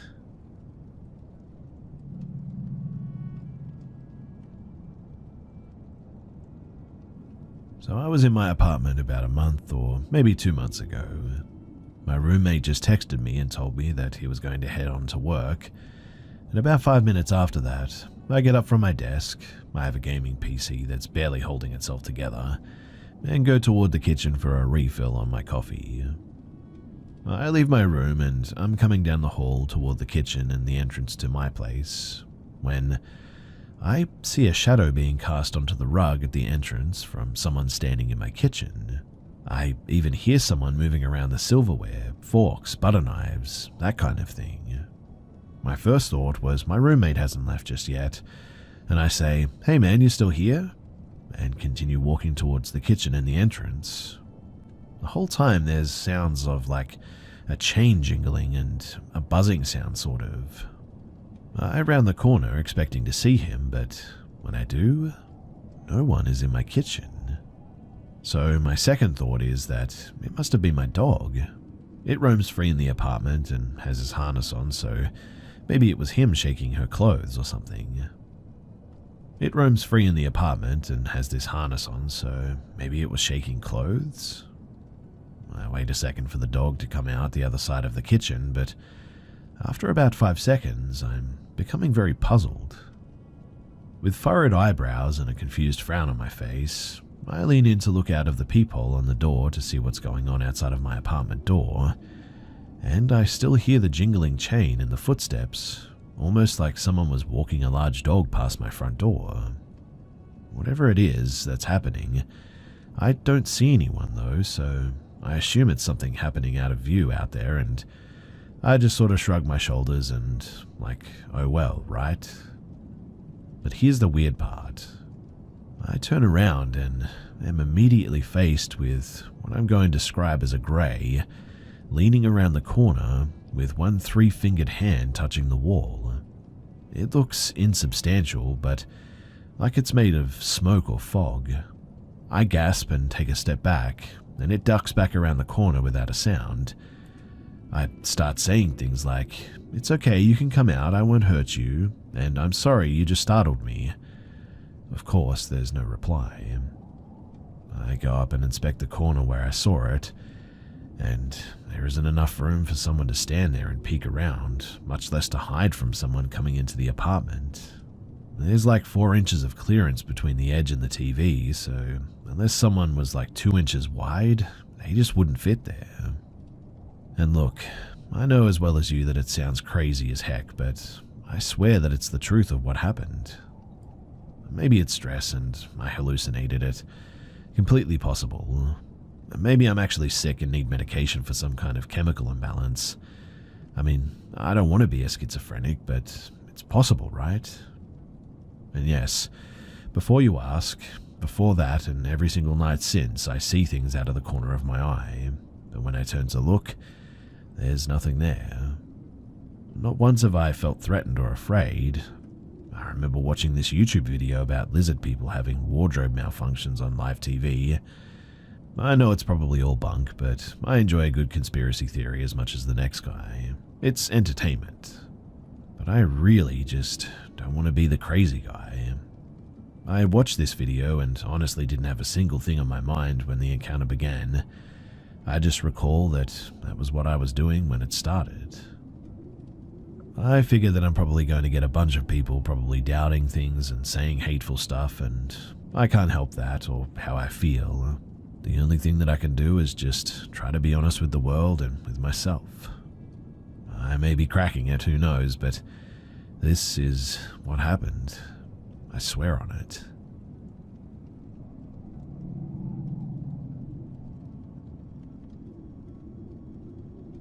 I'm a 36-year-old female in Sweden. I've worked in mental health care for the last 18 years, mainly with people with psychotic illnesses like schizophrenia. I was working in a group home for 9 years and was very close with my co-workers there, especially 2 females. The last few years I worked there, another female started working there too. Her name was M, and the 4 of us grew very close. She was very timid, shy, friendly at times, and we got along pretty well. She was, however, often on long-term sick leave because of her own mental health issues, so we didn't meet much at work, but she always showed up at our after-work dinners, so we continued to stay in touch, even when she wasn't well enough to work full-time. She told us that she had a history of schizophrenia herself, just like the patients that we were treating, but that she was medicated and hadn't had any psychotic episodes for years. Now, since I have an education in psychiatry and a long experience with schizophrenia, I have no judgment towards people suffering from the illness, and it didn't bother me being friends with someone who had a diagnosis like that. And even after what I tell you, I still feel the same way. In the summer of 2023, I had moved on to work in a new place, also with mental health, but this time forensic psychiatry, like a halfway house for mentally ill murderers, etc. The 4 of us stayed in touch and still met every now and then for dinner parties and whatnot. Em told us that she had been evicted from her apartment because of an incident where she had accidentally entered her neighbor's apartment in the middle of the night. She told us that in the huge apartment complex, the doors all looked exactly the same, and that she simply walked in the wrong door by accident, and that the neighbors, they'd created a bit of a scene out of pure drama and reported her to the police. I somehow felt that while that sounded out of proportion to evict someone just from that perhaps the landlord took that kind of action because he judged her based on her medical history, and I felt honestly bad for her. I questioned her if something else happened, and she claimed that it didn't and that this was the full story. In Sweden, it's very difficult to get a contract for an apartment when you've gotten evicted before. You pretty much get blacklisted and that's that. So Em asked if she could move in with me. Since she was literally on the street, literally homeless, I said, well, of course you can.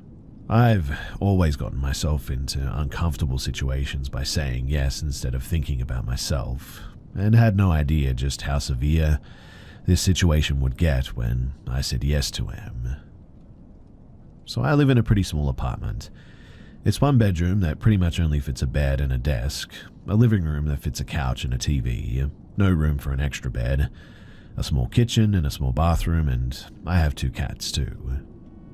We decided that Em was going to live in the living room, and I offered her to throw my couch out so she could have a bed there, but she said that she was fine with sleeping on the couch since it's comfortable enough. I insisted on giving her a bed, but she always declined. There's a door between the living room and the bedroom too, but between the living room and the hallway, there's just an open arch, so she wouldn't have total privacy by any means. But I hung up a thick velvet curtain covering the arch, so at least that gave her the sense of a door and more privacy than nothing. There's another door from my bedroom to my kitchen too, so I have 2 doors to my bedroom. I have to have one of them open at night since my cats want to go in and out, and they also have their litter boxes in the bathroom, and food and water in the kitchen. I naturally kept the kitchen door open and not the living room door, since that's where Em lived and we wanted to keep our privacy somehow. She wasn't working at this time because she was on one of her long-term sick leaves, this while I was working shifts, so sometimes I had to get up at 6 a.m. and sometimes I didn't get home until like 11 p.m.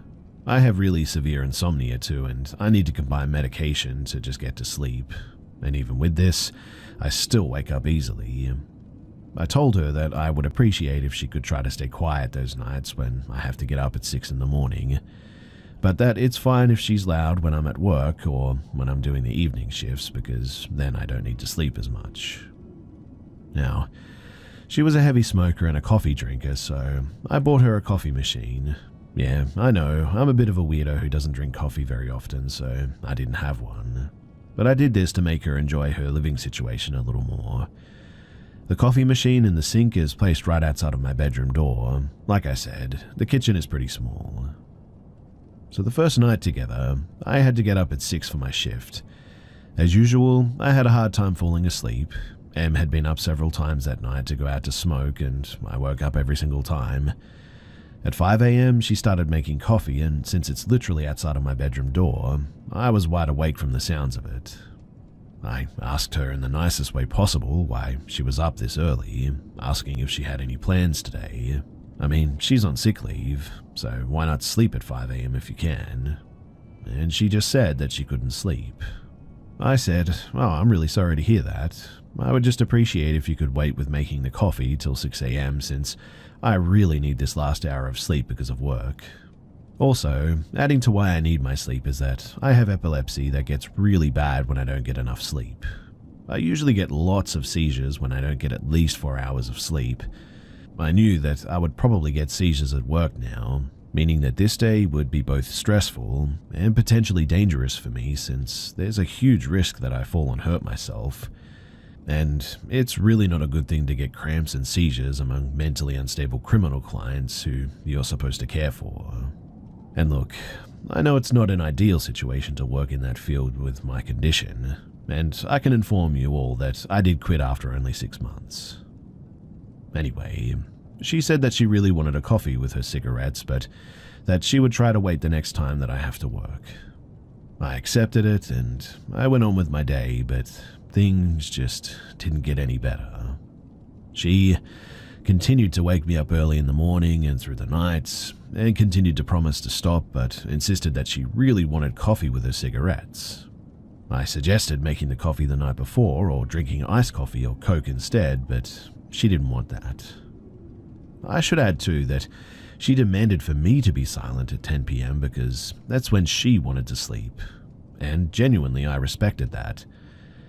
She used to get these moments of binge eating too, where she would empty my fridge and pantry from everything that I had. I remember this one time when I bought a big loaf of bread, and she texted me 30 minutes after I left the apartment saying, "Hey, I'm sorry I ate your loaf of bread. I'll buy it back once I get money." Like an entire loaf of bread in 30 minutes. I had told her when she moved in to feel at home and what's mine is yours, so I couldn't really get mad at that, but it did start to annoy me for 2 reasons.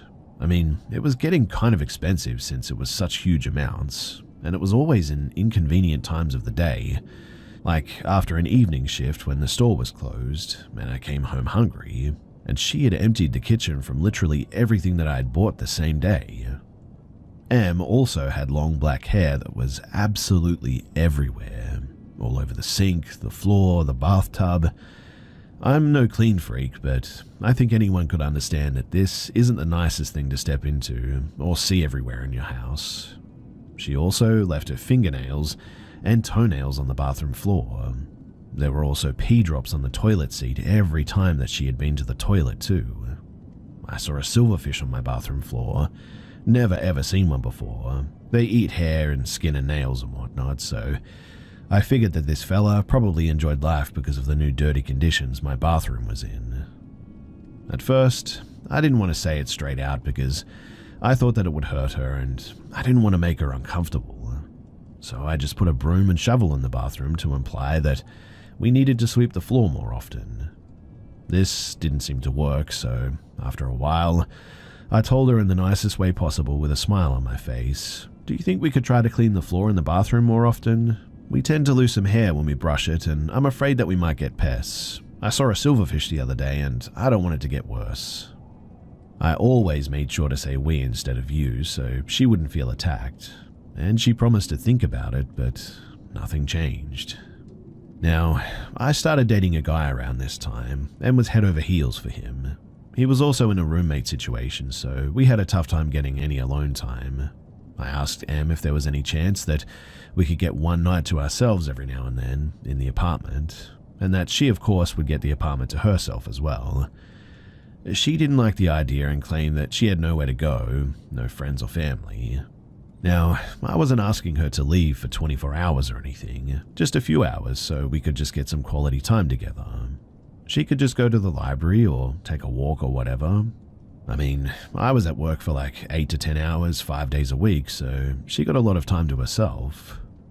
One of our old co-workers realized that this was really tearing at my mood, to never get any time for myself, and I started feeling really suffocated. She offered that Em could stay the night at her place. After all, they were friends too. Em said that she didn't want to bother her, but we told her that she didn't. They're friends.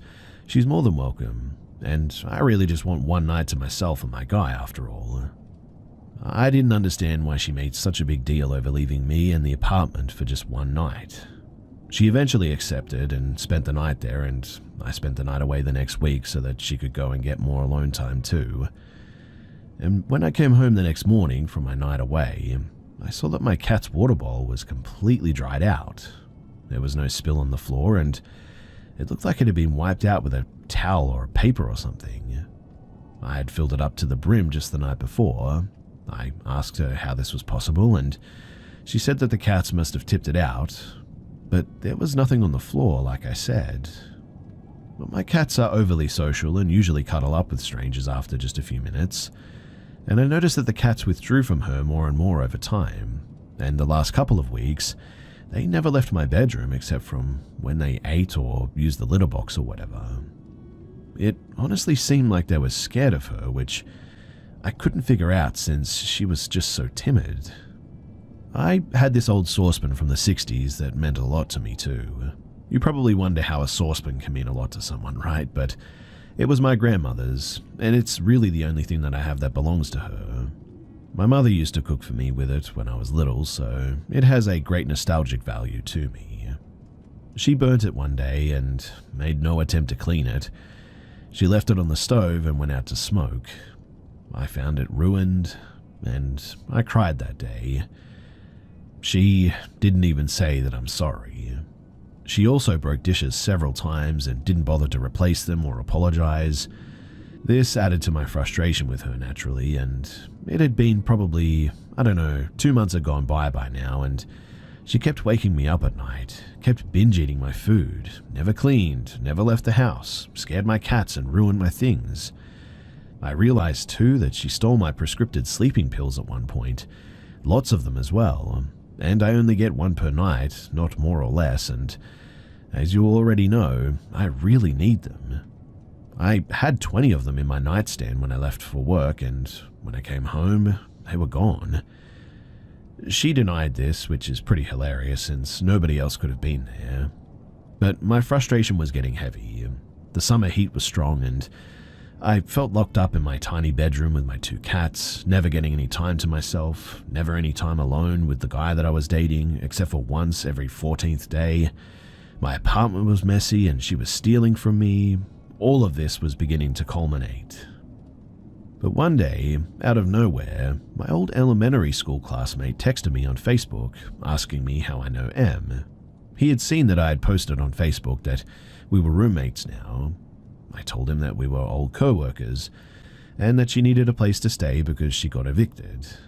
He said, I know, but do you know why she was evicted?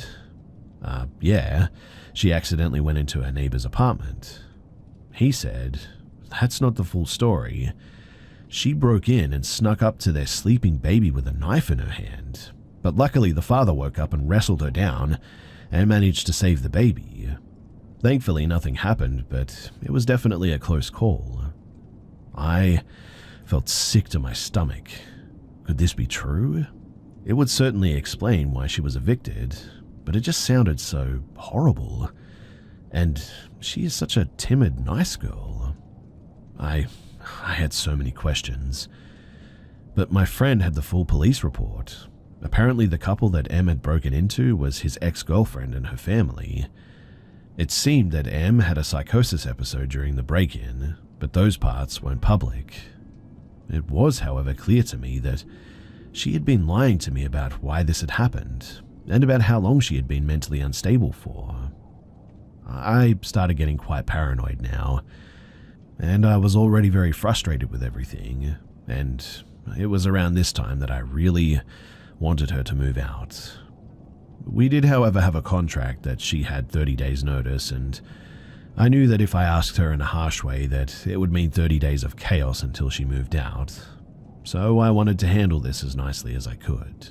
I started looking for cheap hostels for her that I could suggest to her so she wouldn't be on the streets. I sat down with her and told her that I loved living with her and I feel really horrible for this, but I just miss my alone time and that the apartment is too small for 2 people. I said it wasn't personal and that I wouldn't want to live with anyone right now and that I wished it would have worked out and that I'm really sorry and hope that we can still remain friends. She looked absolutely crushed and said that it wasn't possible.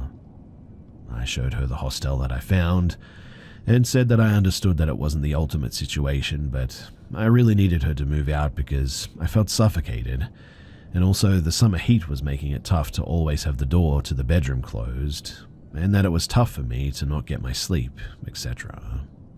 She said okay. She was going to try and move out, but not until 30 days had passed, and I said of course to this. The first night after our talk, she got up and made her coffee at 2:30 in the morning. I nearly had a mental breakdown that night. I was going to get up at 6 and I couldn't go back to sleep.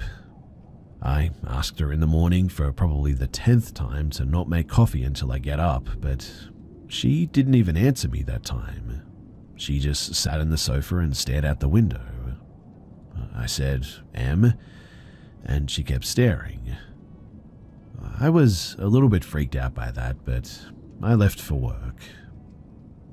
She kept being weird though, kept making a mess, kept waking me up, kept eating my food, and all I could think about was the incident with her and the baby and the knife and all that. I eventually got so ticked off about being woken up by the coffee maker, I plugged it out and stored it in my attic, which she had no access to. It may have been childish, I know that, but I was just genuinely getting so tired at this moment. My sleeping pills were stolen and I was starting to feel like Edward Norton in the beginning of Fight Club. Well, the next night, I woke up at 4 a.m. by her making coffee in a saucepan. Not my grandmother's saucepan, thankfully. That one was ruined. I tried talking to her again, explaining the situation, but she just stared and didn't reply. Me being frustrated and on the tipping point, took the saucepan and stored it in the attic as well. I know, but I was going crazy and just wanted her to stop with this nightly coffee routines and to just get the hint. The third night, I had the guy that I was dating sleeping at our place because I was getting really paranoid now over her weird behavior, not speaking with me and just staring into space. I woke up from my very light snooze by him poking me, and he whispered, "Look." And in the doorway, Em was just standing silently, staring at us. Honestly, this was like a scene from a horror movie, with her long black hair over her face. I kid you not. I didn't say anything at first, because I wanted to know if she just stood there for a second doing something by the door, but I realized after a while that she was actually just standing still staring at us. It reminded me of the ending of Paranormal Activity when Katie just stares at Micah in the final scene. So I sat up and said, "What are you doing?" But before I could finish the sentence, she just slammed the door shut, and I heard the sound of something metal falling on the floor and her running into the living room. I yelled out, "You need to leave," and started crying hysterically because this was turning into a nightmare. Of course, I didn't go back to sleep that night, and I was really happy that I had company that night too. I just kept asking myself, had she done this before? Stared at me in my sleep like that? The next day, when I got out of bed, I opened the door that she had slammed shut and saw a kitchen knife on the floor. So that was the metal sound that I had heard before she ran off that night. At this point, I took all of my knives and locked them in the attic as well. I then asked a friend of mine to come to my house and be here when I tell her that she has to move out immediately, that I can no longer wait 30 days. We were 27 days in. And during the conversation, I really tried to stay calm. I know that she has a mental illness, I know that she means no harm, and even though I was just so frustrated, I couldn't bring myself to hate her. I was mostly scared and tired, I guess, but she, however, didn't even answer when I talked to her. She just kept staring at the window. She left the apartment and she sent me a text instead, saying that I was disrespectful for bringing a friend over to her place. Night came and I thought that this would be a quiet night finally. No coffee maker or saucepans. But at 3 a.m. I woke up by her burning dry coffee powder in a frying pan. At this moment, I just felt terrified of her. Her face was dead, her eyes were black. I suspected that she had gone into psychosis. I stopped the fire and she just ran off to the living room in silence. I knew that she had an appointment with her psychiatrist the next day, and while she was away, I packed all of her things. I then sent her a text telling her that she needs to pick them up and give me back my keys, and that I'll give her money for a hostel the upcoming 26 days. She didn't reply though. The guy that I was seeing came to keep me company in case she would fight about it. She didn't. She left the keys without looking at us and she just left. Our co-workers who were friends with us both told me that she moved in with a guy that she was dating apparently, and she stayed there for a few weeks until she somehow amazingly got an apartment of her own. She started working again and genuinely I was really happy to hear this. She seemed to be doing pretty well. Then in January of this year, one of our old co-workers told me that Em had called her and told her everything must burn, that she has a baby that she must save, and other delusional stuff. She had called 112, Swedish emergency number, like 911, about this, but they hadn't taken it seriously. Em had then proceeded to burn her entire apartment down because the voices in her head were telling her that she has to burn everything to save her friends and family. Her neighbors had tried to rescue her from the fire, but she had fought them off and ran back in and poured liquor on the fire to make it burn more. She was arrested and sentenced last week for aggravated arson. She'll serve her time in a mental institution or prison for a long time, possibly forever even.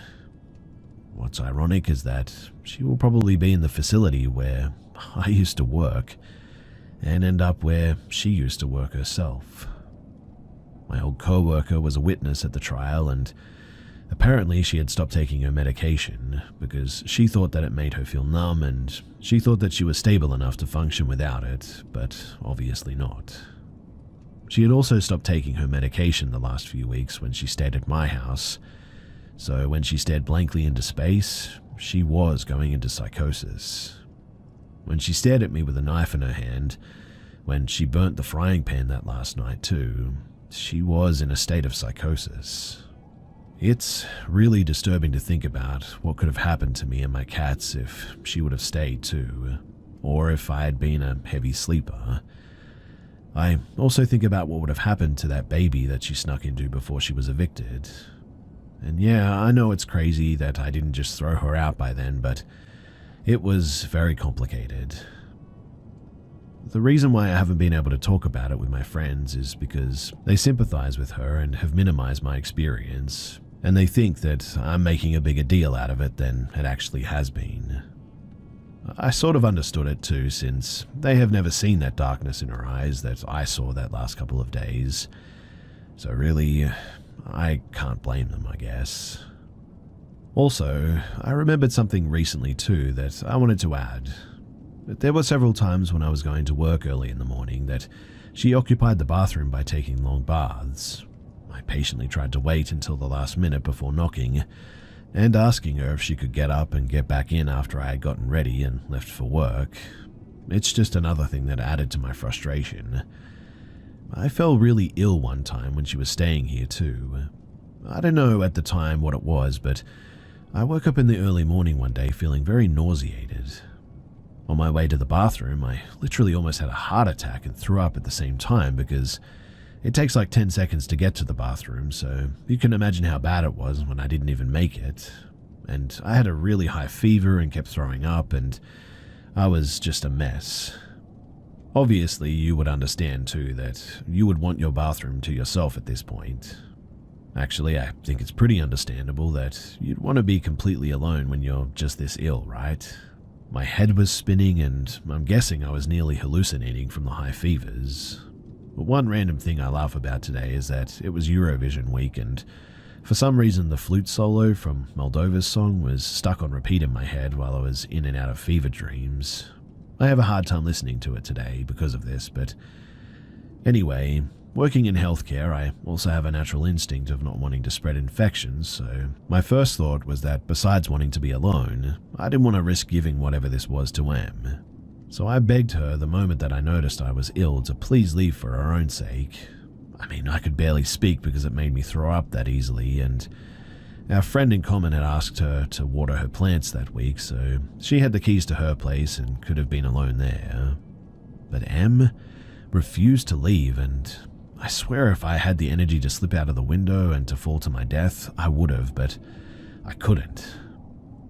Anyway, I was half sitting or half laying on the toilet with a bucket on my lap, my head sort of resting in the bucket of puke because I just couldn't hold it up with the high fever, and I just begged through whispers for her to leave so she wouldn't be as ill as I was too. I told her, "What if you get sick soon too? We can't share the toilet. I'll be here all day. You should go to her place before it's too late, please." Eventually, she left, really ticked off at me. It turned out that I had a severe case of food poisoning, and I was well again after 2 days, but man, the fact that she refused to leave is something I felt I had to add to the story because it just made me so frustrated. Also, that reminded me that she used to shut my cats inside of my bedroom while I was away at work or whatever.